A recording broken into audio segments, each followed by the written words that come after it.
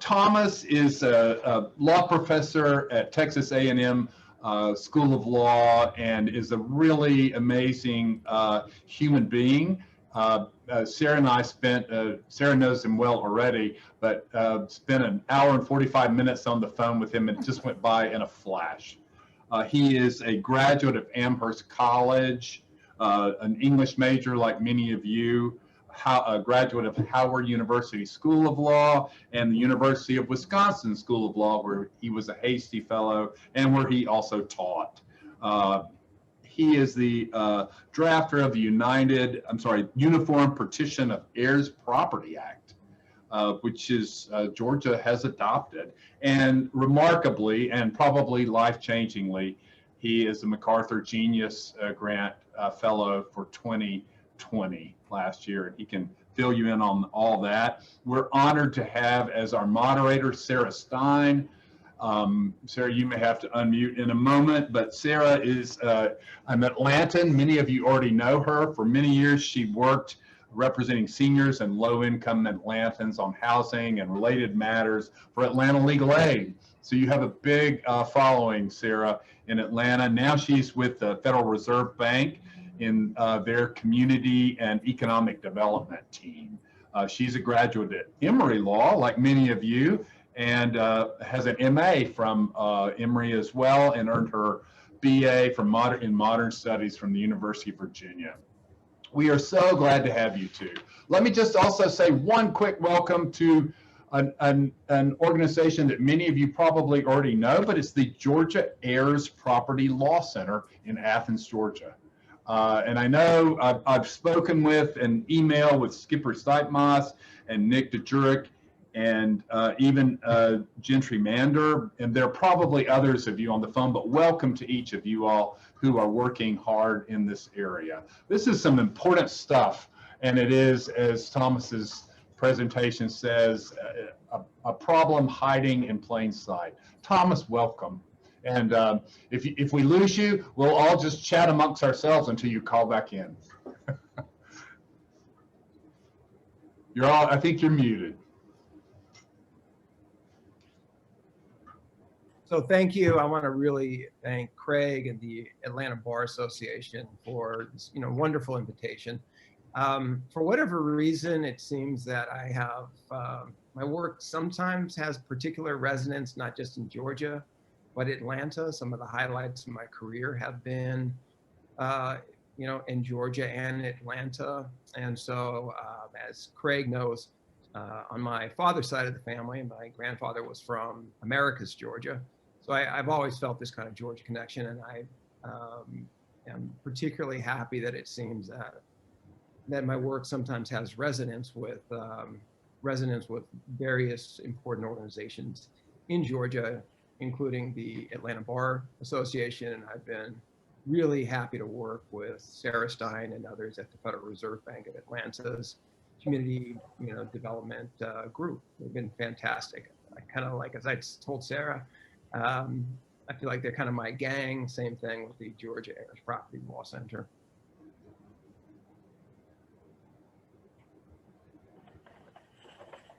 Thomas, would you like me to put up the... Sure. The PowerPoint, sure. You got it. Here you go. Yeah, so we'll start with your presentation, Thomas, and then we can have a conversation afterwards and ask you some questions and Sure. pick your brain. Great. Okay, so obviously you see the title, and the kind of hiding in plain sight part is that when I started this work almost 25 years ago, if you took a first-year property class in any law school in America, you would almost never have come across heirs property. It was not discussed in that section that I know you fondly recall, like concurrent interests, tenancies in common, joint tenancies, tenancies by the entirety. So this whole entire phenomenon was not covered in the mainstream property books and any treatises. It was almost never discussed in the media. There was no focus from elected officials and other policymakers, and very few academics. Among the academics, hardly any law professors had addressed this topic. The thing I found amazing, though, when I began my work on my master's thesis, my LLM program at Wisconsin, was just how widespread it was. And I initially thought I was researching something that was kind of a niche area that interested me and I was committed to working on. But my first realization that how widespread it was is I'd be, presenting at an academic conference or attending some community meeting in a number of southern states. But wherever, so I would, be in a taxi. It didn't matter whether I was in a taxi in LA or Chicago or Atlanta. And sometimes the taxi driver would ask me, like, what do you work on? And I'd mention this. And particularly if they were African American, they said, oh, we got that problem in our family. And it wasn't just blue collar workers. I got to know a number of African American professors across the country in various universities. And they would ask me, like, what do you work on? And they're like, oh, we got that problem in our family. And so that was something that I was kind of amazed just how widespread it was. But then this gap between how much it was receiving in terms of kind of media or academic attention just became apparent how big that gap was.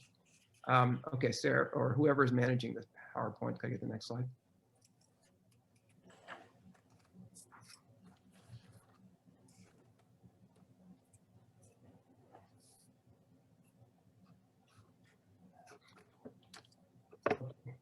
Yeah, I think, can we go, I think he advanced. I don't know what slide you're on now, but.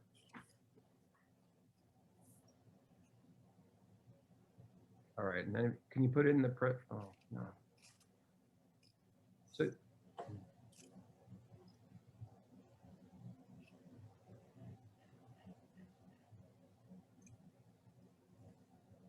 see.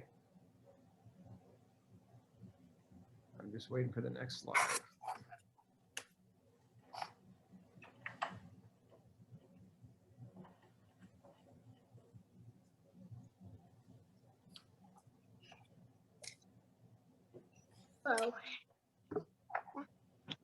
Oh, I'm sorry, Craig, who's managing the PowerPoint? I think it may be Craig. There we go. Look, there it goes. Okay. All right, so just when I once again started this work about 25 years ago, heirs property was not a formal legal term that you would find in Black's Law Dictionary or any other kind of legal dictionary or treatise. So when we talk about heirs property, first of all, it's properly considered a subset of tenancy and common ownership, which is the most prevalent form of common real property ownership in the United States. So usually when we're talking about heirs property, we're talking about family-owned tenancies in common. It often, but not exclusively, as Skipper Steitmaus from the Georgia Heirs Property Law Center will let you know, quite pointedly, it often results from families who don't make a will or an estate plan, and so their property transfers by intestate succession. But as Skipper will let you know, there's a number of attorneys who perhaps unknowingly create heirs property by, in their wills or estate plan, essentially mimicking what would happen if property passed by intestacy. And the problem with tenancy and common ownership under the default rules, right? It's the form of ownership that every state will give you if you don't make a will or estate plan and you own property and you have two or more heirs, is that the rules are often incredibly counterintuitive to the families who own heirs property. So many of them think that, for example, that their property is actually quite secure because they assume that all of the family members or a substantial majority would have to agree to any sale of the property. And the rules are just the opposite, right? So it's actually mathematically speaking, the larger the ownership group becomes, the more unstable the property becomes, because it only takes one of the tenants in common to petition a court for a forced sale of the property. So one of the things when we talk about heirs property, which is this colloquial expression, and what I realized over time is that in many communities, African-American communities, but other disadvantaged communities as well, the reason it became known as heirs property is if you don't make a will, the property passes down to your heirs, right, as defined by the intestacy rules. And over time, that just became such a common way of transferring property that you had the name heirs property.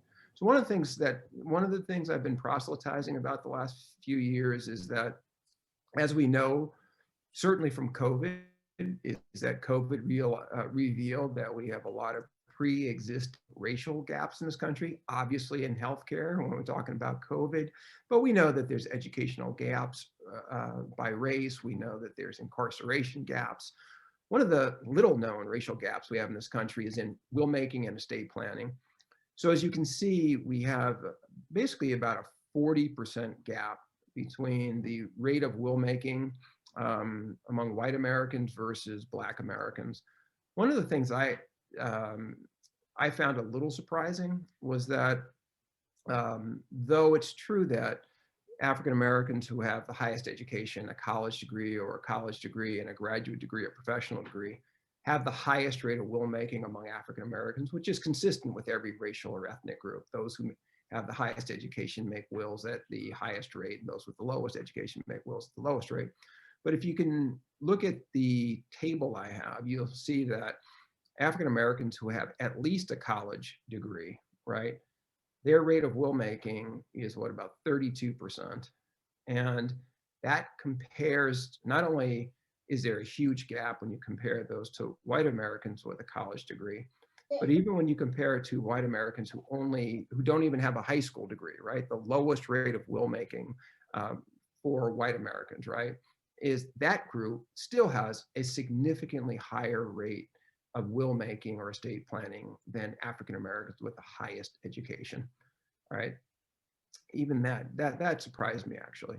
Okay, so the next slide, please. Mom, how do you like my ice cream? I like this color. Mom, look at mine. Okay, I think we skipped a slide, or we're back. Okay, the next slide. Okay. Can you put that in presentation mode? Yeah. Oops. So I still need the next slide. Okay. So one of the things that I think is important to realize is that, you know, African Americans and maybe Latinos or Latinx, maybe they're disproportionately represented in terms of having heirs property, but you have this phenomenon in every kind of racial and ethnic group, whether you're talking about rural African Americans or African Americans and other kind of historically disadvantaged minority groups in urban areas. And that was a point that I tried to make for years to little effect until 2019. I'll tell you about that in a second. You have poor whites in places like Appalachia, or a number of places even outside of Appalachia. And then you have Native Hawaiians and some Native Americans as well in states where there's tendency in common ownership for them. So the point I typically make about heirs property is there's really four drivers. You typically are dealing with families who have low income or low wealth, partially as a result, but not only as a result of being low income or low wealth, they have lack of access to affordable legal services.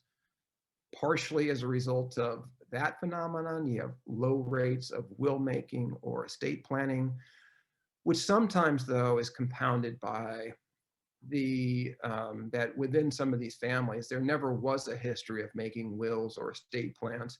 So I think for African Americans, for example, when African Americans first got the opportunity to become property owners after the Civil War, you know, despite the federal government's reneging on the plans to redistribute significant amounts of land, right, former Confederate-owned land to African Americans, despite reneging on that promise, African Americans still managed to acquire almost exclusively through private purchase somewhere between 16 and 20 million acres of agricultural land from the end of the Civil War till about 1910 or 1920. But that first kind of generation of African Americans had almost no access to lawyers. There were hardly any Black attorneys in the country at that point. And for most white attorneys in rural communities, it would have been a stigma to be known as a lawyer who represented Black families. And so effectively, most of these families had no ability to have a will. I think what happened over time were these that that initial kind of Jim Crow bar to making a will became normalized within many families, and it just became the normal thing to not have a will. I've even encountered African American attorneys that when I presented, for example, at the national ABA meeting, who kind of told me, oh, that they didn't have a will, and then they said, well, like, my family's never had a will. And now I think as a result of my presentation, they said that it was going to motivate them to actually take some action to have a will made. And then the last thing that, especially in terms of heirs property being kind of unstable, is that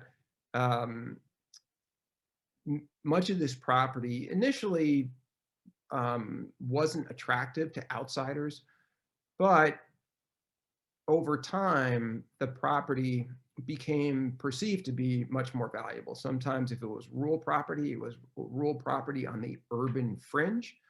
But when there was urban sprawl, it became more valuable. Or in certain cities, like all across the country, whether we're talking LA, Chicago, DC, New York, Atlanta, you had gentrification, and all of a sudden you've had this rapid increase of property values that has taken properties that initially weren't considered prime real estate, and now they are considered, and that has put development and speculative pressure. So those are those are the four kind of factors I indicate. And if you look at them, none of them scream out like purely rural or purely urban. They don't scream out necessarily that they only impact one racial or ethnic group or another. And I think that's what accounts for the fact why they're so widespread. So I want to make sure, Craig, you didn't skip a slide, did you? I just want to make sure that there wasn't a slide before this. If there wasn't, then can I get the next slide?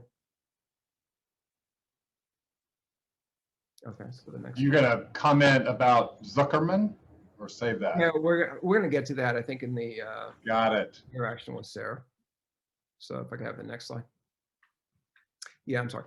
So one of the things I really want to emphasize is that the last slide ended with kind of a bullet point about why heirs property has now become unstable. And that's oftentimes a target of speculators or developers. But the problem with heirs property being unstable is just one of the manifestations of the heirs property problem. And in terms of what I'll talk about in a second, the Uniform Partition of Heirs Property Act, the act I was served as the principal drafter for, that specifically was designed to address problem number one in this bullet point, the unstable and insecure ownership. But it's not a silver bullet. It's just, it was not designed to address these others. So what are some of the others? Another problem is that heirs property ownership can be subject to becoming what I call gridlocked. So what does that mean? You have this tenancy in common ownership under the default rules is among kind of property and real estate attorneys and wills and estates attorneys. I think it's commonly recognized as representing a particularly bad form of common real property ownership. It's recognized as being the most unstable, largely because of this law of partition, but not exclusively. And it's also pretty well known for being a form of ownership that doesn't properly allocate rights and responsibilities. And that leads to a lot of contention. It leads to a lot of disputes within families. For example, paying the property taxes. So you often have some family members pay their share of the property taxes, but others don't, resulting in other family members having to pick up their tab and predictably leading to dissension. And that's not the only form. There's also disagreements about how the property should be used. And one of the problems that So families who've experienced this problem, especially in the last few years where there's been a number of kind of community legal education workshops, they've had their consciousness raised about how this is a very poor form of common real property ownership. They've been told that there are other options, whether there's forming an LLC or some type of trust, or kind of a more low maintenance option is entering into a tenancy in common agreement called a TIC agreement, where you can contract around some of the worst features of the default rules. And so great that these families now realize that there are better options, but the problem is many of them have gone to attorneys, and then they find out that their ability to change the form of ownership is severely constrained, because what they need to do is get 100% agreement among the group of common owners pursuant to the state laws that require that 100% agreement to change their form of ownership. And so many of them find themselves locked into this oftentimes dysfunctional ownership form. And for some African-American families, I think about this as the present manifestations of Jim Crow.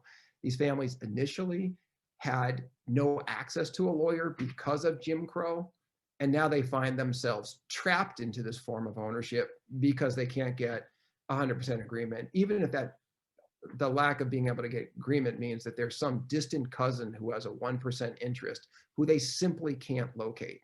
That's enough to keep them locked into this form. A third huge problem with heirs property ownership is many, if not most, heirs property owners lack clear title to their property.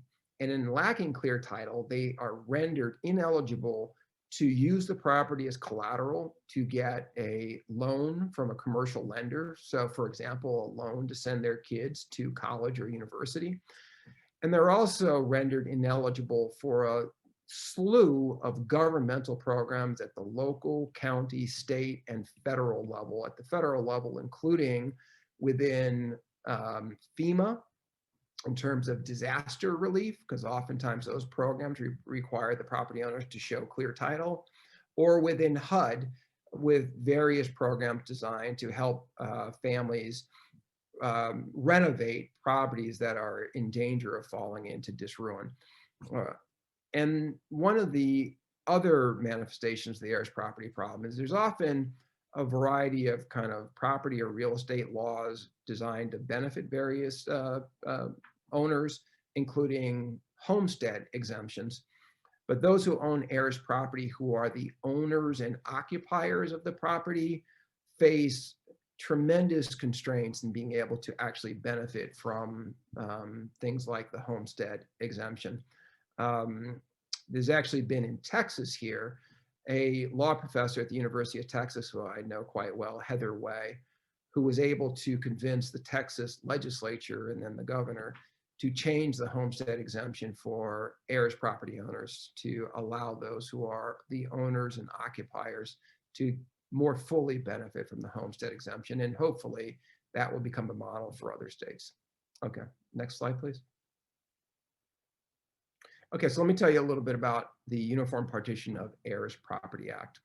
So first of all, the act, which ended up being promulgated by the Uniform Law Commission in 2010, and I served as the principal drafter for the drafting committee. In the Uniform Law Commission's lexicon, that's the reporter. But most people think, lay people, when I say reporter, they think I'm like in the media. So so principal drafter. It represents the most comprehensive reform of the law of partition in the history of this country. It has a lot of bells and whistles, but I always say it has three main pillars. So pillar number one is that if you have a partition action and you have one of the parties petitions the court for the remedy of the forced sale of the property, the other common owners, irrespective of whether they're a family member or an outsider who want to maintain ownership of the property, are given the right to buy out the fractional interest of the co-tenant who sought the forced sale. So it's essentially a right of first refusal. Second, the UPHPA, it does what I call add substance to a preference for partition in kind. So when I say it adds substance, is in the overwhelming majority of states, there's an ostensible preference for the physical division of a tenancy in common in a partition action, commonly called a partition in kind or partition by division, as opposed to the forced sale, because the physical division is seen as being more consistent with maintaining important property rights. And the forced sale ostensibly is considered a radical remedy. The problem with these state statutes is they kind of gave this tacit nod to the preference for the physical division, but they pretty much all said that that preference could be overridden if physically dividing the property would result in sometimes great prejudice is the word used, sometimes manifest prejudice, but none of the state statutes defined, well, what does great prejudice mean? And so in that vacuum, starting decades ago, you had a number of state court judges who came up with a test to define what great prejudice meant. And that test in most states only looked at economic considerations. So to the extent that the property was deemed to have economies of scale, it was worth more as a whole than the parts of the property that would result from dividing it. The court said, oh, well, that provides an economic benefit to the families if it's kept as a whole and sold as a whole. So it totally didn't count any non-economic factors, such as long-standing ownership in the family, if the property had been owned by a family for multiple generations, if the property had other cultural or historic significance, or if somebody in the family was using the property for some legal purpose, whether commercial or residential, and a forced sale would substantially harm that use, right? Including using the property for basic shelter, including if the property was sold, somebody's quality of housing would severely diminish, even maybe render them homeless. The state court test, what I call this economics only test, didn't factor that in at all. And so the UPHPA, we developed what we call the totality of the circumstances test. It's a test that has equal parts economic considerations and equal parts non-economic. So you can still consider, as a judge can still consider if it has economies of scale, but a court does have to take into account things like long-standing ownership in a family, the cultural or historical significance of the property, and whether or not a forced sale would severely diminish somebody's quality of housing, for example. And then the third big pillar of the UPHPA is that it does recognize in that in a significant subset of partition actions, the forced sale likely is the most equitable remedy. So once again, going back to the communities impacted by heirs property, as I indicated, a number of them are urban communities. So if you're dealing with a single family home in West Atlanta, you're not going to be able to divide that home up as a practical matter among the various tenants in common. And so the forced sale might be the most appropriate remedy in that case, if the buyout hasn't worked, right? And so in that situation, what we fundamentally did is recognize that there was a major flaw in the background law. So the major flaw, the courts often ordered the sale, saying it would maximize wealth because of these purported economies of scale.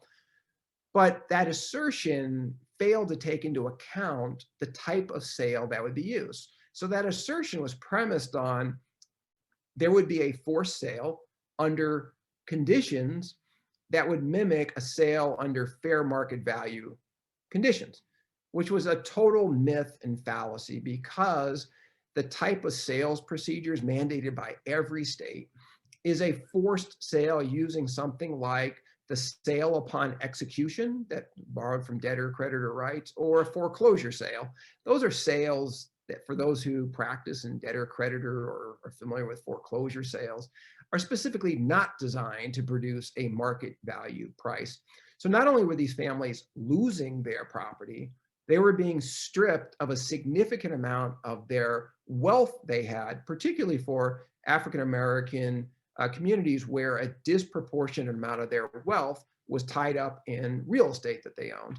And so what we did was develop what we called the open market sale. So as opposed to the judicial sale where there's very scant notice to the public, the sale happens within a couple of weeks of the court ordering the sale at the courthouse with no ability for any prospective buyer to inspect the property, and a requirement in most states that the sales price be paid in cash the day of the auction with no ability to get financing. Under the open market sale, the court appoints a real estate broker who lists the property for its fair market value appraisal, then markets the property just like they would market any other property in their inventory. People can come to open houses and inspect the property, and then a bidder can make a bid contingent on getting financing, like most of us do when we buy a house. And so predictably, the sales price you're going to get from the open market sale is going to be substantially more than under a judicial or share sale. There were two attorneys here in Fort Worth, Texas, who contacted me a few years ago. They had a partition action resolved using the UPHPA's open market sale. The property sold for $2.5 million. And those attorneys then informed me that all of the attorneys for both the plaintiffs and the defendants in that case acknowledged that if they had used the share of sales under the background Texas partition law, the property would not have sold for more than $1 million. That's when you actually know something about real estate economics. That's not an outlier. That's actually predictable that you would have that type of gap. Okay, can I get the next slide? Okay, so I wanted to kind of bring everybody up to date on where are we at with enactments or adoptions of the UPHPA nationwide. So I gave you in this picture here kind of a sample of states, right? Georgia prominently featured there. So let me tell you about Georgia. Georgia became the second state in the country to pass the UPHPA when it did so in 2012. We've made a lot of progress since 2012. We are now up to 17 states and the United States Virgin Island that have adopted the UPHPA, shattering all kind of expectations. I mean, frankly, when we were even drafting the UPHPA within the Uniform Law Commission, they thought it was going to be a total failure, like 0 states, 0 jurisdictions. The median number of the states to enact the approximately 40 Uniform Real Property Acts the Uniform Law Commission has promulgated in 129 years is 1, like the number 1. 25 to 30% of them have failed to be enacted into law in a single state.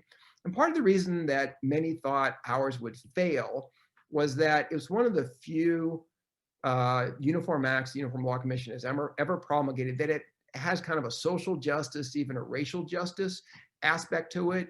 And there was the thinking that while that was noble in theory, it would be fatal in fact. There was particularly this thought that no Southern state, because of that racial justice component, obviously this was playing to stereotypes, would enact it. And so not only the fact that we're up to 18 jurisdictions has shocked people, I then tell people that yes, it's true, we've had it passed in every region of the country, right? From Hawaii to Florida, from Connecticut to New Mexico, and 3 Midwestern states.